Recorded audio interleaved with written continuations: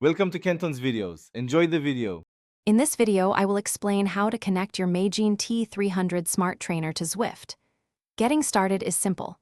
First, make sure your trainer is plugged in and powered on, ready for action. Next, download the Zwift application onto your computer, tablet, or smartphone. Finally, confirm that your chosen device has either Bluetooth or ANT Plus capabilities, as these are essential for a smooth connection. Before diving into Zwift, it's important to set up your trainer correctly. Download the Magene utility app to your phone or tablet. Use this app to connect to your T300 via Bluetooth. Once connected, you'll need to activate your trainer and perform a spin-down calibration. This ensures accurate power readings and a realistic riding experience within Zwift, so don't skip this vital step. Now, let's get you riding in Zwift. Open the Zwift app and sign into your account.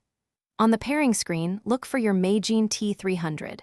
You'll want to pair it as your power source, controllable trainer, and speed sensor.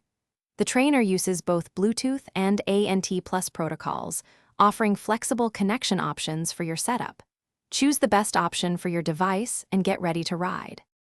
To ensure a seamless Zwift experience, here are a few helpful tips. Always make sure no other applications or devices are connected to your Magene T300 before launching Zwift. Double-check that your device's Bluetooth or ANT Plus is enabled and free from interference. Remember to perform a spin-down calibration every few weeks to maintain the trainer's excellent plus or -2% power accuracy. Happy riding!